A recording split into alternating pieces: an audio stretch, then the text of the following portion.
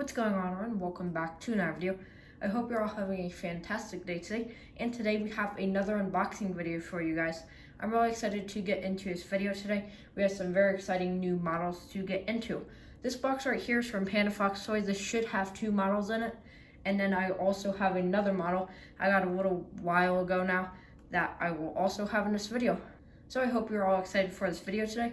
And without further ado, why don't we get into this first box here. I'll open this up, show you guys the models in this box from Panda Fox Toys, and then I will show you the other model that we will have in this unboxing.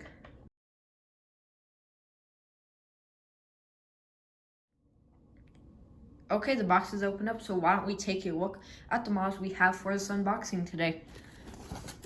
We got some paper on the top. And then revealing the first model, we have the Gemini Jets Breeze A220-300. Really excited for this model. And also we have the coupon code right here under the information flap. Put that to the side. And the next model we have for this unboxing is the Gemini Jets American Eagle Embraer E175. Move these out the way. And then the final model we have for this unboxing is the Gemini Jets Delta Connection Bombardier Day 900. I'm really excited to get into these models today. Why don't we get started with the Gemini Jets Delta Connection Day 900, then move on to the American, and then finish off with the Breeze. So let's move these other boxes off to the side, and let's take a look at the Delta Day 900. Alright, let's take a brief look at the box. Up here is the Gemini Jets logo. Right here is the CGI of the Delta Connection Bombardier Day 900. Right here it says Bombardier Day 900. And then here are the Delta and SkyTeam logos. Here's the side of the box. Back, the other side, there is the top, and then there is the bottom. And then also, here is the information flap. You can pause and read that now. As well as sitting down there in the tray is the model. You can also see there's the horizontal stabilizer. Now, I bought this model used on eBay. It did actually come intact, so that's really nice. However, right before this video, I was just taking a look at the model, and the left horizontal stabilizer just popped right out. So that's pretty unfortunate. And also, of course, this model has the infamous Gemini Jets Day 900 mold, so that sucks. But still really excited to have this model. Why don't we open it up? They're just sitting down there in the tray. I'll have to glue the horizontal stabilizer back in, but otherwise, the model is intact. Lifting out of the tray. Here it is. There are the landing gear looking very bad. At least Gemini Jets finally fixed the issue. Anyways, why don't we take a closer look at the model. Getting started up here are the cockpit windows, the nose cone, and then right there are the forward landing gear doors, which are present on this model, so that's nice to see. Right there is the forward landing gear. Right there we have the SkyTeam logo, the L1 door, and the Delta Connection titles. You can see the paint and the A is a little bit scratched off. That's how this model was in the pictures. So I did buy that way. It wasn't damaged or anything in shipping. Moving on, we have two cargo doors right there. Here are the two emergency overwing exits on the Day 900. Here is the emergency exit path painted onto the wing. We also have some nice details on the wing right there. Here are the winglets painted dark blue, as well as you can also see the underbelly of the aircraft is painted in Delta's dark blue colors. Moving on, here we have the American flag as well as the registration of this aircraft, which is November 821 Sierra Kilo. This is a SkyWest operated Day 900. Moving on, right behind the engine, you can see a cargo door right there. Here's the engines looking pretty good, as well as the tail, APU, and the one remaining horizontal stabilizer that's still on this model. The horizontal stabilizers on this do look pretty accurate to how they should be on a real life Day 900. They aren't tilted up. They seem to be about level, and also you can see they are flexed up pretty bad, so that's pretty unfortunate. But overall, it seems like the horizontal stabilizers are pretty accurate. Taking a look at the top of the aircraft, right there are the cockpit windows, L1 door, Delta Connection titles. There is the beacon light painted on. There's a cut here emblem. And then taking a look at the wings, there are emergency over wing exit path. Some nice details, and then there are the winglets. Registration, there are the engines, tail, and horizontal stabilizers. Here's a look at the underbelly of the aircraft. Right there are the forward landing gear doors. Forward landing gear. Here is the underbelly painted in Delta's dark blue colors. Standhold, Gemini Jets logo, landing gear that are way too close together. Here's the underside of the wings with the flaps, the slats, and then also there are the winglets. Here are the engines as well as the APU, tail, and horizontal stabilizers. Here's the right side of the aircraft, pretty much the same as the left except no cargo doors on the right side, and also the R1 door is smaller than the L1. Overall, the small is okay. Really sucks that the horizontal stabilizer popped out, and also, of course, all the issues with this mold that Gemini Jets used for this model. Otherwise, it's going to be a really nice addition to my collection. Now, why don't we move on? Now, moving on to the Gemini Jets American Eagle E175. I've heard some mixed things about this model. It sounds like there's a few issues with it, with the landing gear and also, of course, the wing flex. So, we'll see. And otherwise, really excited to have this model. Let's take a brief look at the box. Up here, the Gemini Jets logo. Here is the CGI of the American Eagle Embraer E175. This one's operated by Envoyer. Over here, we have Embraer E175 and then the American Airlines titles, as well as the American logo. Here's the side of the box, the back, other side. There's the top, and then there's the bottom. And then here's the information flap. You can pause and read that now. And then there is the model sitting down there in a tray. Let's get this open up. Hopefully this is fully intact. I haven't seen too many people get these broken. So let's open it up, and then lifting out of the tray, make sure the wings are all good. And horizontal stabilizers. Seems to be a fully intact model. So let's take a closer look at it. So right off the bat, you can see there's definitely some issues with this model. First of all, the forward landing gear is much too high. You can see the whole aircraft is tipping backwards slightly, as well as the wing flex. It doesn't look quite as bad as the United E175, but I'll have to compare them in a minute. But before we do that, let's do a more in-depth review of the model. Starting up here, the cockpit windows. Right here, it says Embraer E175, and then there it says operated by Envoyer. Here's the L1 door, One World logo, and then down here we have the forward landing gear. Right here we have the American logo as well as American Eagle titles. Here are the engines. Here are the wings, looking pretty good, as well as the winglets. Of course, we got the wing flex, which I'll take a look at in a second, but doesn't seem to be terrible. Moving back, we have the American flag, as well as the registration of this aircraft, which is November 233, November. Here is the L2 door, and then here is the American tail, as well as the APU and horizontal stabilizers.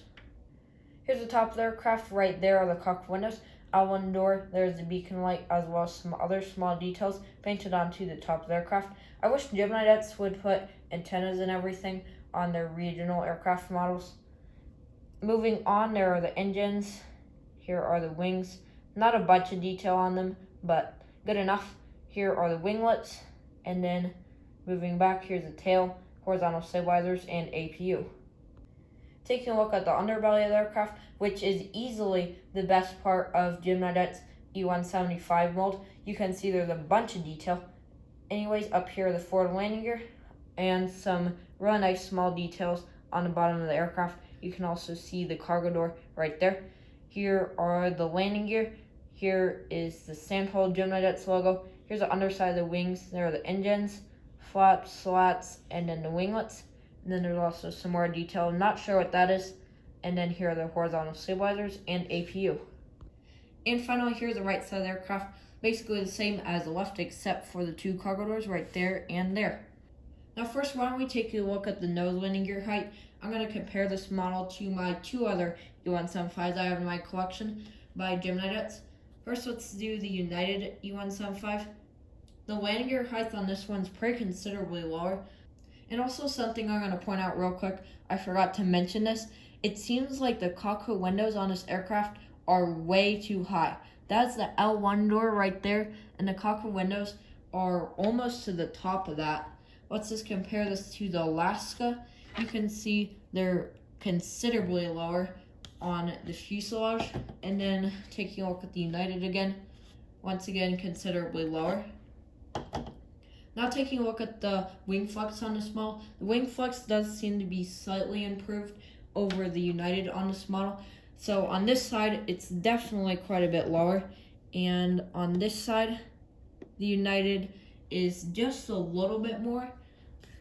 And then also for the Alaska, taking a look, the wing flex on the Alaska is actually a little bit lower than on this. So nice that they improved the wing flex on the Alaska a bit. And on the other side, also quite a bit lower.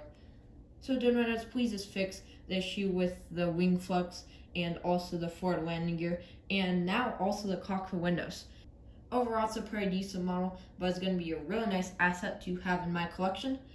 So now moving to the final model for this unboxing, we have the Gemini Breeze Airways Airbus A220-300. I'm super excited to see this model, and also this is on the new, I believe it's JC Wings mold. So really nice to have this. The Herpa mold though is okay, and I have also heard a few issues with this mold, so we'll take a look at those. Otherwise, I'm happy to finally have a Breeze model, and this A220 is hopefully going to be a good one. Let's take a brief look at the box. Up here, the Gemini logo. Here is the CGI of the Breeze A220. Over here, it says Airbus A220-300. Here's the Breeze logo. Here's the side of the box, the back, the other side.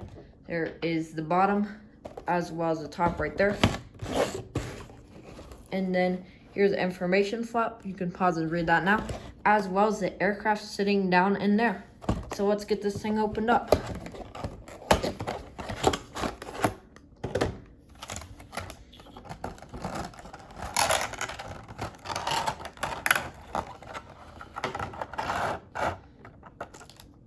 Lifting out of the tray.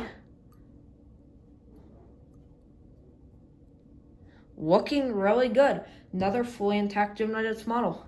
So here it is, the brand new Breeze Airways Airbus A220-300 by Gemini in their new mold. Really excited to get into this model, and also this one unfortunately has some issues with the mold. I might as well just go through them now and then get on with the review. First of all, once again, we got another forward landing gear that is way too high. That is not realistic. I'll bring in my other A220s in a second, compare them. And also the nose shape is incorrect. It's pretty pointy compared to what it should be. And the cockpit windows are a little bit too small as well. Overall, this model looks really nice. It just sucks that even though Gemini is getting an improved mold, it still has a bunch of issues. The color also looks pretty good. I never saw a Breeze aircraft in real life before, so I can't really judge that too good. But the colors do seem pretty accurate from what I saw. Also, I'd like to mention for the American Eagle, the colors on that also seem to be really good. Not too dark at all. So taking a more in-depth look at the model, up here are the cockpit windows. Nose cone that is incorrectly shaped. Here's the way too tall forward landing gear and forward landing gear doors. Here's the L1 door, Breeze titles. Moving on, right here we have the antennas. There's a beacon light right there, more antennas down there as well. Here's the emergency overwing exit, as well as the emergency overwing exit path. Here are the engines painted in the Breeze dark blue color. Here are the wings looking pretty nice, as well as the winglets right there, which you can see have the little Breeze check logo on them. If I can get the camera to focus. Well, I think that's about all it's going to do, but you can see the Breeze check mark painted on the outside of the winglet, and then on the inside is this painted dark blue. Moving on, down there it says flybreeze.com. Right here's the American flag and registration of this aircraft, which is November 203 Bravo Zulu. Here is the L2 door, as well as the Breeze check mark tail, looking really nice. Here's the top of the aircraft. Right there are the cockpit windows. L1 door. Here are some antennas. There's a beacon light right there. Here are the wings with emergency exit pass, engines, flaps, and slats, winglets, and then continuing on, we have another antenna right there, tail, and then there are the horizontal stabilizers. Here's the underbelly of the aircraft, looking pretty nice. There's a way too tall forward landing gear, cargo door, breeze titles. Here are the main landing gear, engines, flaps, and there are the winglets up there. Moving on, there is also a stand hole right there, and then some more nice details on the underbelly of the aircraft over here. There's also the very small Gemini Jets logo right there. There is another cargo door, and then the tail with the horizontal stabilizers and APU right there. And here's the right side of the aircraft. Of course, pretty much the same except for the 2 cargo doors.